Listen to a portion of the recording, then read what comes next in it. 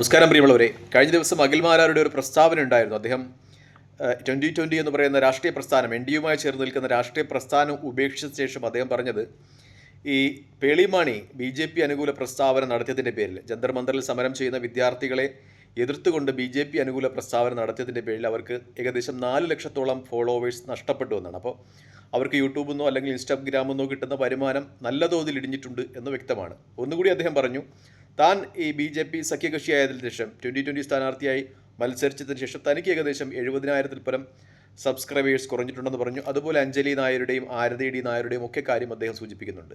അതിൽ നിന്ന് വ്യക്തമാകുന്ന ഒരു കാര്യമുണ്ട്, കേരളത്തിൻ്റെ പൊതുബോധം സംഘികൾക്കെതിരാണ് എന്ന് വ്യക്തമാണ്. അതായത് സംഘികൾ സപ്പോർട്ട് ചെയ്യുന്ന യൂട്യൂബേഴ്സ് അല്ലെങ്കിൽ സെലിബ്രിറ്റികൾ എന്നിവരെയൊക്കെയും കേരളത്തിൻ്റെ പൊതുസമൂഹം അകറ്റി ശ്രദ്ധിച്ചിട്ടുണ്ട് എന്നത് വളരെ വലിയ യാഥാർത്ഥ്യമാണ്. പക്ഷേ ഇതിലൊരു അപവാദമായി നമുക്ക് തോന്നുന്നത് സാജൻ സ്കറിയാണ്. കാരണം അദ്ദേഹത്തിൻ്റെ യൂട്യൂബ് ചാനൽ എന്ന് പറയുന്നത് സംസ്ഥാനത്തെ ഏറ്റവും കൂടുതൽ വരുമാനം ഉണ്ടാക്കുന്ന യൂട്യൂബ് ചാനലുകളിൽ ഒന്നാണ് എന്ന് നമുക്ക് അദ്ദേഹത്തിൻ്റെ വ്യൂവർഷിപ്പ് കാണുമ്പോൾ വ്യക്തമാണ്. കാരണം അത്രത്തോളം വ്യൂവേഴ്സ് ഉണ്ട് അദ്ദേഹത്തിന്, അത്രത്തോളം നല്ല പൈസയും കിട്ടുന്നുണ്ട് എന്ന് വ്യക്തമാണ്. എന്തുകൊണ്ടായിരിക്കാം അദ്ദേഹത്തിന് ഇത്രത്തോളം വ്യൂവർഷിപ്പ് കിട്ടുന്നതെന്ന് വെച്ചാൽ അദ്ദേഹം വളരെ കൃത്യമായിട്ട് ചേരുവകൾ ചേർക്കുന്നു എന്നതുകൊണ്ടാണ്. വളരെ കൃത്യമായിട്ട് അദ്ദേഹം സുഖിപ്പിക്കേണ്ട ആളുകളെ സുഖിപ്പിച്ച്, സോപ്പിടേണ്ട ആളുകളെ സുഖിപ്പിച്ച്, സോപ്പിട്ട് ഒക്കെ മുന്നോട്ട് പോകുന്നത് കൊണ്ടാണ് അദ്ദേഹത്തിന് അത്രത്തോളം ഒരു നിലനിൽപ്പുണ്ടാകുന്നത്. അല്ലെങ്കിൽ കേരളത്തിൻ്റെ പൊതുബോധം സംഘികൾക്കെതിരാണ്. അഖിൽമാരാർ പറഞ്ഞത് ശരിയാണ്. സംഘികളെ സപ്പോർട്ട് വീഡിയോ ചെയ്യുന്ന ആളുകളുടെ യൂട്യൂബും ഒപ്പം ഫേസ്ബുക്കും ഒക്കെ ഫോളോവേഴ്സും ഒക്കെ കുറയുകയാണ് സ്വാഭാവികമായിട്ടും ചെയ്യുന്നത്. നമുക്കിപ്പോൾ ബിനോജ് നായരുടെ ഒരു ഉദാഹരണം തന്നെ എടുത്താൽ, ബിനോജ് നായരും ഫിനോയിൽ രമേശനും ഒക്കെ നേരത്തെ സംഘികൾക്കെതിരെയാണ് വീഡിയോകൾ ഇട്ടുകൊണ്ടിരുന്നത്. ആ സമയത്ത് അവർക്ക് നല്ല വ്യൂവർഷിപ്പും ഷെയറും ലൈക്കും ഒക്കെ കിട്ടിയിരുന്നു. പെട്ടെന്ന് തന്നെ അവരൊരു യൂട്ടേൺ അടിച്ച് വീഡിയോകൾ ഇടാൻ തുടങ്ങി. സംഘിക അനുകൂല വീഡിയോകൾ, പ്രത്യേകിച്ചും മുസ്ലിം സമൂഹത്തെയൊക്കെ തെറി പറഞ്ഞുകൊണ്ടുള്ള വീഡിയോകൾ. അങ്ങനെ വന്നപ്പോൾ അവർക്ക് സ്വാഭാവികമായിട്ടും വ്യൂവറും ലൈക്കും ഷെയറും ഒക്കെ കുറഞ്ഞു എന്നത് നമുക്ക് അവരുടെ വീഡിയോകൾ ഒന്ന് വിസിറ്റ് ചെയ്യുമ്പോൾ വ്യക്തമാകുന്ന ഒരു യാഥാർത്ഥ്യമാണ്. ഞാൻ നേരത്തെ പറഞ്ഞതുപോലെ ഇതിനൊരു അപവാദം എന്ന് പറയുന്നത് നമ്മുടെ സാജൻ സ്കറിയാണ്.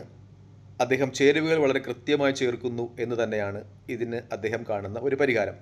പ്രത്യേകിച്ചും അദ്ദേഹം അഖിലേന്ത്യാ തലത്തിൽ മോഡിയെ വളരെയേറെ പുകഴ്ത്തുന്നു. മോഡിയുടെ ഭരണം നല്ലതാണ്, മോഡി ഇന്ത്യക്ക് ഒരുപാട് നേട്ടങ്ങൾ ഉണ്ടാക്കി എന്ന് പറയുമ്പോൾ തന്നെ അദ്ദേഹം അഖിലേന്ത്യാ കോൺഗ്രസ് നേതൃത്വത്തെ ഇഴ്ത്തുന്നു. രാഹുൽ ഗാന്ധി പക്വതയില്ലാത്ത ആളാണ്, രാഹുൽ ഗാന്ധി പ്രധാനമന്ത്രിയായാൽ രാജ്യത്തിന് കേടാണ് എന്ന രീതിയിൽ അദ്ദേഹം വീഡിയോ ഇടുന്നു. ഒപ്പം അദ്ദേഹം സംസ്ഥാന കോൺഗ്രസ് നേതൃത്വത്തെ പ്രകീർത്തിക്കുന്നു.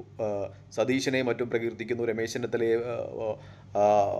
പ്രകീർത്തിച്ചുകൊണ്ട് വീഡിയോ ഇടുന്നു എന്നതാണ് അദ്ദേഹത്തിൻ്റെ ലൈൻ. അതായത് കേന്ദ്രത്തിൽ BJPയെ അദ്ദേഹം പ്രകീർത്തിക്കുന്നു, സംസ്ഥാനത്ത് വരുമ്പോൾ BJPയെ അദ്ദേഹം ഇകഴ്ത്തുന്നു, അവരെ വിമർശിച്ചുകൊണ്ട് വീഡിയോ ചെയ്യുന്നു. കേന്ദ്ര BJP നേതാക്കന്മാരായ നരേന്ദ്രമോദിയും അമിത്ഷായും ഒക്കെ പ്രകീർത്തിച്ച് വീഡിയോ ചെയ്യുന്നു. സംസ്ഥാനത്തെത്തുമ്പോൾ സംസ്ഥാന BJP നേതാക്കന്മാരായ സുരേന്ദ്രനെയും ഒപ്പം രാജീവ് ചന്ദ്രശേഖരനും ഒക്കെ ഇകഴ്ത്തിക്കൊണ്ടും കളിയാക്കിക്കൊണ്ടും വീഡിയോ ചെയ്യുന്നു. ഇനി കോൺഗ്രസിൻ്റെ കാര്യം എടുക്കുകയാണെങ്കിൽ അഖിലേന്ത്യാ കോൺഗ്രസ് നേതൃത്വത്തിലുള്ള രാഹുൽ ഗാന്ധിയെ അദ്ദേഹം പപ്പുവിന് സമാനമായി ഉപമിക്കുന്നു. സംസ്ഥാനത്ത് വരുമ്പോൾ രമേശിനെയും ഒപ്പം VD സതീശനെയും KC വേണുഗോപാലിനും ഒക്കെ പ്രകീർത്തിച്ചുകൊണ്ട് വീഡിയോ ചെയ്യുന്നു. അതായത് കോൺഗ്രസിൻ്റെയും BJPയുടെയും ചേരുവകൾ വളരെ കൃത്യമായിട്ട് തന്നെ അദ്ദേഹം തൻ്റെ യൂട്യൂബ് ചാനൽ ഉപയോഗിക്കുന്നുണ്ട്. കോൺഗ്രസ്സുകാരെയും BJPക്കാരെയും തൻ്റെ യൂട്യൂബ് ചാനലിലെ വ്യൂവേഴ്സാക്കി നിർത്തുവാൻ അദ്ദേഹത്തിന് ഇതുകൊണ്ട് കഴിയുന്നു. പിന്നെ അദ്ദേഹം സ്ഥിരം ചെയ്യാറുപോലുള്ളതുപോലെ ഈ ന്യൂനപക്ഷ മുസ്ലിം വിരോധമൊക്കെ അദ്ദേഹം മേൻബോഡിയായി ചേർത്തുകൊണ്ട് തന്നെ അത്തരത്തിൽ ആ സമൂഹത്തോട് വെറുപ്പുള്ള ആളുകളെയും ഒക്കെ തൻ്റെ യൂട്യൂബ് ചാനലിലേക്ക് ആകർഷിച്ച് നിർത്തുന്നു എന്നതാണ് യാഥാർത്ഥ്യം. കഴിഞ്ഞ ദിവസം തന്നെ അദ്ദേഹം ഇട്ട ഒരു തമ്പനയിൽ നമ്മുടെ സഫീന ബീബി നരേന്ദ്രമോദിയെ ക്ലബ് ഹൗസിലോ മറ്റോ തെറി വിളിച്ചതുമായി ബന്ധപ്പെട്ടാണ്. അതിന് അദ്ദേഹം ഇട്ടിരിക്കുന്ന ഒരു ടൈറ്റിൽ എന്ന് പറയുന്നത് ഒരു താത്തയുടെ ആഗ്രഹം മോഡിയെ കൊല്ലണം എന്നാണ്. അതായത് അവർ റെപ്രസെൻറ്റ് ചെയ്യുന്ന മതം വളരെ കൃത്യമായി തന്നെ തൻ്റെ തമ്പനയിൽ അദ്ദേഹം കൊണ്ടുവന്നിട്ടുണ്ട്. അതായത് ഒരു വിദ്വേഷത്തിൻ്റെ ഒരു മാർക്കറ്റിംഗ് അദ്ദേഹം മനസ്സിലാക്കുന്നുണ്ട്. അതുകൊണ്ട് തന്നെ അങ്ങനെ ഒരു തമ്പനയിലാണ് അവിടെ കൊണ്ടുവന്നിട്ടുള്ളത്. ഇനി അതേ സംഭവം ജാൻമണി എന്ന് പറയുന്ന മറ്റൊരു ട്രാൻസ്ജെൻഡർ ചെയ്തിട്ടുണ്ട്, നരേന്ദ്രമോദിയെ തെറി വിളിച്ചിട്ടുണ്ട്. അദ്ദേഹം അങ്ങനെ ഒരു തമ്പനയിൽ കൊടുക്കുന്നില്ല. അദ്ദേഹം ഒരിക്കലും ചേച്ചി നരേന്ദ്രമോദിയെ കൊല്ലണം എന്ന ആഗ്രഹമെന്നോ ചേട്ടൻ നരേന്ദ്രമോദിയെ കൊല്ലണം ആഗ്രഹം എന്നോ രീതിയിലൊന്നും ഒരു തമ്പനയിൽ അദ്ദേഹം കൊടുക്കുന്നില്ല.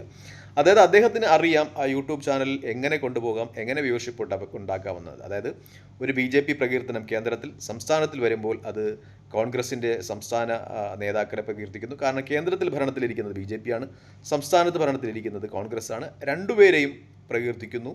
എന്ന ഒരു ലെവൽ അദ്ദേഹം കൊണ്ടുപോകുന്നു. ചേരുവകൾ വളരെ കൃത്യമായി ചേർത്തുകൊണ്ട് തന്നെ തൻ്റെ യൂട്യൂബ് ചാനൽ സക്സസ്സിൽ അദ്ദേഹം എത്തിക്കുന്നു. അതാണ് അദ്ദേഹത്തിൻ്റെ യൂട്യൂബ് ചാനലിൽ ഇങ്ങനെ നിലനിന്ന് പോകുന്നതിന് കാരണം. അല്ലെങ്കിൽ കേരളത്തിൽ സംഘീയ അനുകൂല യൂട്യൂബ് ചാനലുകളൊക്കെ അത് വളരെ പ്രതികൂലമായി തന്നെ അവരുടെ വ്യൂവർഷിപ്പും ഒക്കെ കുറഞ്ഞു വരുന്നു എന്നതാണ് യാഥാർത്ഥ്യം. നമ്മൾ നേരത്തെ തന്നെ ചർച്ച ചെയ്താണ് നമ്മുടെ ഈ ഫിനോയിൽ രമേശനും ഒപ്പം ഈ ബിനോജ് നായരും ഒക്കെ മുസ്ലിങ്ങളൊരു ഭയം വിറ്റ് കാശാക്കിയ ആൾക്കാരാണ്. കാരണം സമൂഹത്തിൽ ഒരുപാട് ഈ ജിഹാദി വിളികളും തീവ്രവാദി വിളികളും കേട്ട് തങ്ങൾ എപ്പോഴെങ്കിലും ആക്രമിക്കപ്പെടുമോ എന്നൊരു ഭയം കേരളത്തിലെ മുസ്ലിം സമൂഹത്തിനുണ്ട്. ആ ഭയം അവർ ഇങ്ങനെ പ്രകടിപ്പിക്കുന്നുണ്ട്. ആ ഭയം വിറ്റിട്ട് തങ്ങളെ സപ്പോർട്ട് ചെയ്യുന്ന മറുപുറത്ത് നിൽക്കുന്ന അല്ലെങ്കിൽ മറ്റു സമുദായത്തിൽ പിറന്ന ആളുകൾ എന്ന രീതിയിലാണ് ബിനോജ് നായരെയും ഒപ്പം ഫിനോയിൽ രമേശിനെയും ഒക്കെ ആ സമൂഹം കണ്ടത്.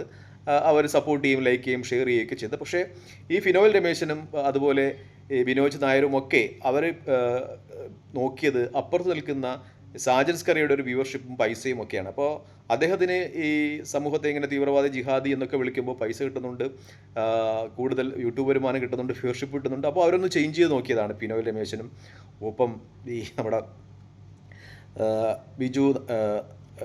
ബിനോജ് നായരും. പക്ഷേ ഫലം വളരെ തദൈവയായിരുന്നു. കാരണം അവർക്ക് നേരത്തെ ഉണ്ടായിരുന്ന വ്യൂവർഷിപ്പും പൈസയും ഒക്കെ നഷ്ടമായി എന്നതാണ് ഏറ്റവും വലിയ ഒരു യാഥാർത്ഥ്യം. എന്തായാലും യൂട്യൂബിൻ്റെ ഈ തന്ത്രങ്ങൾ വളരെ കൃത്യമായി മനസ്സിലാക്കി മുന്നോട്ട് പോകുന്ന ഒരാളെന്ന രീതിയിൽ സാജൻ സ്കറിയ അദ്ദേഹം പ്രശംസ അറിയിക്കുന്നുണ്ട് എന്നതാണ് യാഥാർത്ഥ്യം. അദ്ദേഹത്തിന് ചിലപ്പോഴൊക്കെ പ്രകീർത്തിക്കാനും അറിയാം, ചിലപ്പോഴൊക്കെ വിമർശിക്കുവാനും അറിയാം എന്ന ഒരു യാഥാർത്ഥ്യമുണ്ട്. എന്തായാലും അഖിൽമാരാരുടെയും ഒപ്പം ഈ പേളിമാണിയുടെയും ഒക്കെ പ്രഖ്യാപനങ്ങൾ അത് തിരിച്ചടിയാകുന്നു എന്നത് യാഥാർത്ഥ്യമാണ്. കേരളത്തിൻ്റെ ഒരു പൊതുബോധം സംഘീസത്തിനെതിരാണ് എന്ന് തന്നെ വ്യക്തമാവുകയാണ്. കഴിഞ്ഞ ദിവസം മോഹൻദാസിൻ്റെയൊക്കെ പ്രസ്താവന അങ്ങനെ ഒരു പൊതുധാരണയിലേക്ക് കേരള സമൂഹത്തെ എത്തിച്ചില്ലെങ്കിലേ അത്ഭുതമുള്ളൂ. കാരണം അത്രയ്ക്ക് മോശമായ പ്രസ്താവനയായിരുന്നു മോഹൻദാസിൻ്റേത് എന്ന് വ്യക്തമാണ്. കാരണം അദ്ദേഹമാണ് രാജ്യം ഭരിക്കുന്ന ഒരു പ്രധാനമന്ത്രിയെങ്കിൽ അദ്ദേഹം ആ കർഫ്യൂ ഏർപ്പെടുത്തിയതിനെ, ആ സമരം നടക്കുന്ന 4 കിലോമീറ്ററിനുള്ളിൽ അതിനുശേഷം 2-3 പ്രാവശ്യം വാണിംഗ് കൊടുക്കുമായിരുന്നു, അതിനുശേഷം വെടിവെക്കുമായിരുന്നു, ശവങ്ങൾ കൊന്നുകൂടുമായിരുന്നു ഹോസ്പിറ്റലുകൾ എന്നൊക്കെ പറയുന്നു അദ്ദേഹം.